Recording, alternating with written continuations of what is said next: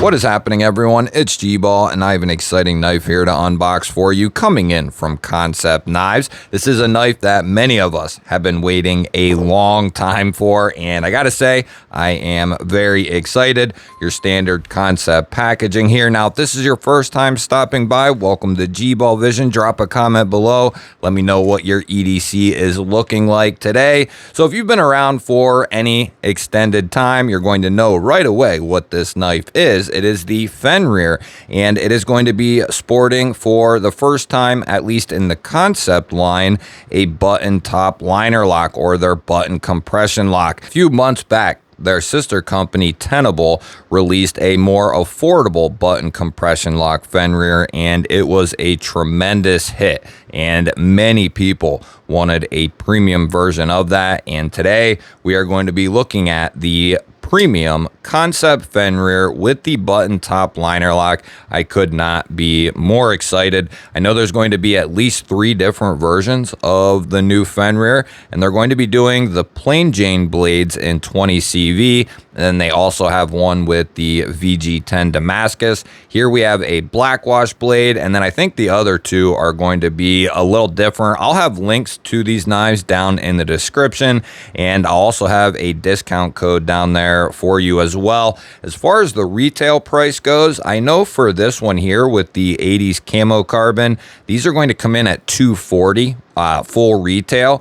So after the discount, I think it should be down around $215 or so, which not a bad price for this knife right here in 20 CV, titanium, 80s camo carbon fiber, and you have the button top liner lock, titanium accents with the pocket clip there, and then we are looking at open construction, a couple of standoffs, thumb studs for the deployment. If you're familiar with the Fenrir design, you'll notice the front flipper has been deleted, and that is because of the mechanics of this lock. I just don't think that they can fit it in. A lot of knives that have had a front flipper that became a button compression lock design had their front flippers deleted for that exact reason. I don't know if that's something they'll really ever be able to control or figure out. I don't know if that's something that can be figured out or not. Not something I ever looked too heavily into. I just kind of accepted it and moved on. But would be cool to also retain that front flipper, but you're still going to have that crazy harpoon blade shape and that same awesome aesthetics that Sparrow brings to the Fenrir. Easily one of Kansept's most popular knives of all time, I would say. The Main Street is up there for sure, and the Fenrir, I think, is pretty close by. We had 3 inches of cutting edge, 3.5 inches of total blade, and we're going to give it 7.99 on total length.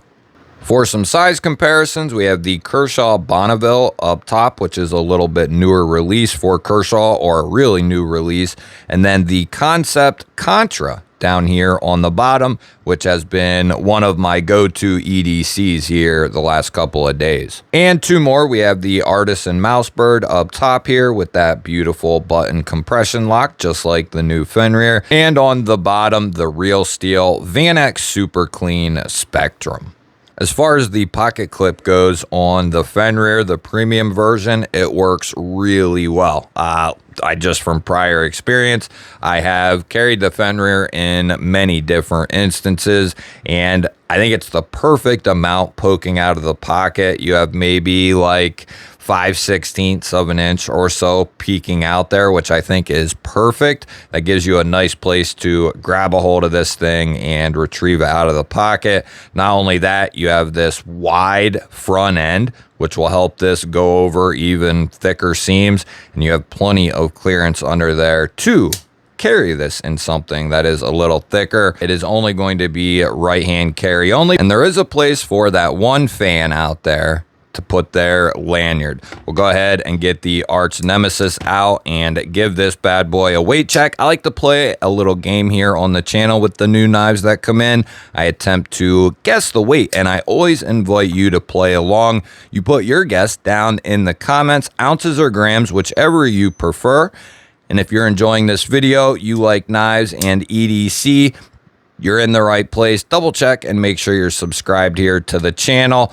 I'm going to give this a go, and I'm going to say that they kept it pretty close to ratios, maybe just a touch more. I'm going to go 3-7. 3-7, 3-8.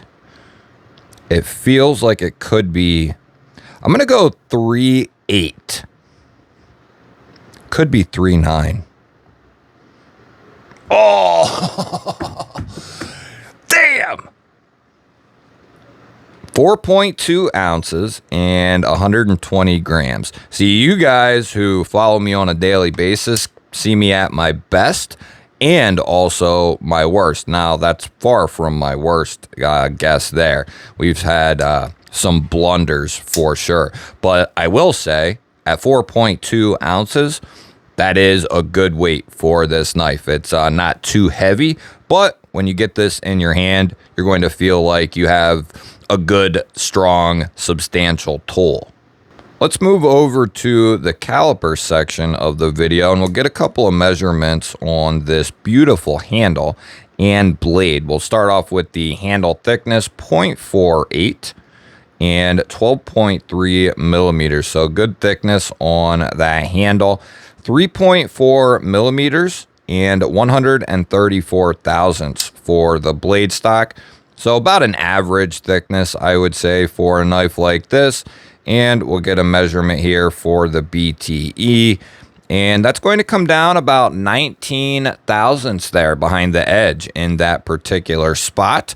Coming down there pretty good. Let's see how it cuts out of the box. Now, I am really expecting a nice sharp edge out of this bad boy. It is going to be a hell of a poker for you. If you have never seen this knife or never experienced a Fenrir, no matter what camp you're in, if you're someone who likes a budget knife or you like a semi-premium knife, you're going to be able to find the Fenrir from 40, 50 bucks all the way up to 250 bucks. So you can really scratch that itch. They have done them in D2, Nitro V, VG10 Damascus, 20 CV, I think S35 VN. There's no shortage of various Fenrirs out there. You can get them in a frame lock. You can get them in a crossbar lock, button plunge lock, and now a button compression lock. So really, there are a ton of options out there when it comes to the Fenrir. We can actually take a look at a few of them here at the end of the video. As far as the edge goes, though, this thing is beautifully sharp. Beautifully sharp. Oh, baby. Buttery, as we say. Buttery sharp.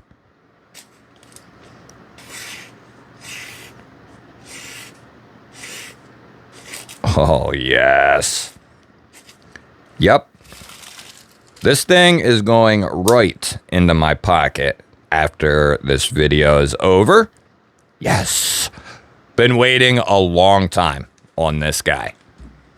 Let's go ahead and we'll do a hardware check. Now, some of you may not know this, but Kansept also has an EDC section of their line called Kansept EDC. So they have since started from Kansept, moved to Tenable, created another company called Tenable, and then created another company called Kansept EDC. Now, the Kansept EDC line can be accessed through their normal website, but I believe they also have a website for just the Kansept EDC line. I don't know if they've been integrated, but you can get really cool stuff like this driver here out of titanium. I think these are like 90 bucks somewhere, and you can hold extra bits down in the handle, and it's got a nice thick body, so you can get a good grip on this thing. These deep wells really allow you to get a good hold if you have maybe a tighter screw. I don't know if we'll need that guy or not, because that has a T6 in it. Our off-grid driver is rocking a T8, and that is what all our body screws are going to be on the show side. Non-tooled pivot there, which is good. That's what I want. And T8, and Looks like we are going to have a few T6 on this fella. Make sure they are nice and tight. And that is your daily reminder. Make sure your hardware and screws are tight on your knives. If it's been a while since you carried something, or maybe you carry something routinely, make sure those screws are tightened off. You don't want to find yourself without a body screw or a pocket clip screw, because that can be devastating to being able to carry that knife. In the off chance you don't have spare hardware for every single knife, which many of us do not. Even with the new idea of including a lot of extra hardware, not every knife has always come with that extra hardware, and it might be a bugger to get various hardware for various knives. So certainly something to keep up on. I have lost several body screws, pocket clip screws on varying knives over the years just from not checking them. And you eventually look at your knife and you're like, oh, there's the body screw missing, or oh, pocket clip screw missing.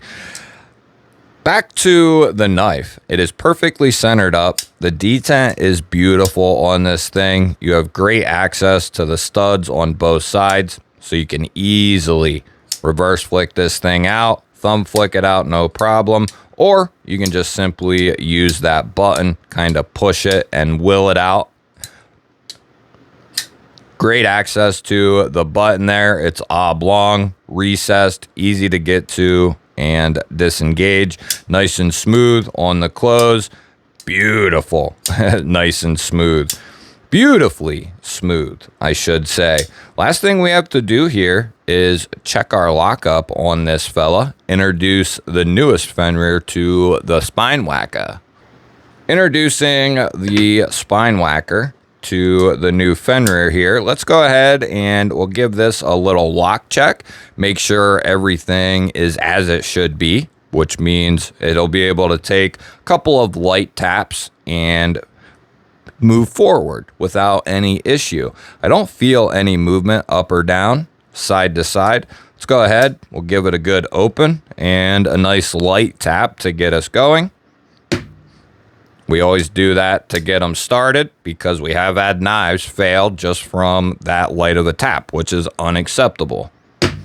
And we give it a little bit harder tap there in the middle.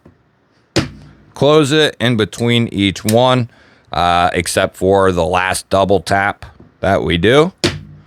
Good shot there. And very good. It sounds good too. Not crazy good, but it sounds good. I'd say it sounds pretty strong, actually. It sounds pretty good. I can tell it's probably doesn't come through the microphone as it would here, obviously, but you can tell in some situations where the lock just don't sound very good. It don't sound like it has that thud.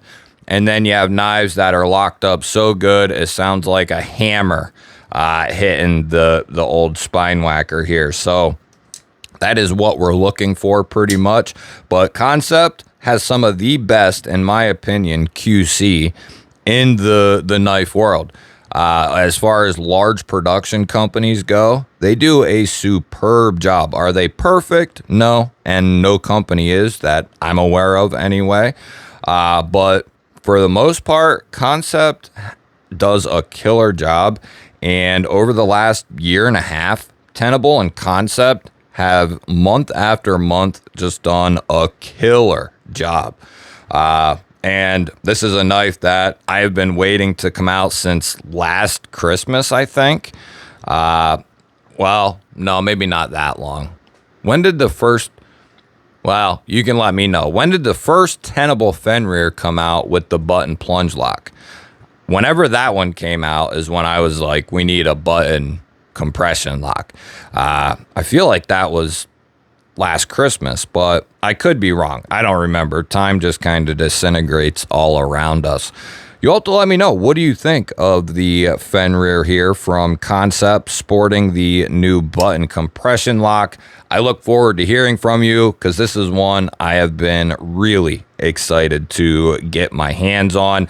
Like I said, I'll have links and a code down in the description and in the pinned comment. I look forward to hearing from you. Hit that thumbs up button for me. And if you want to make sure you're going to see more dope daily knife and EDC content just like this, subscribe here to the channel and ring that bell.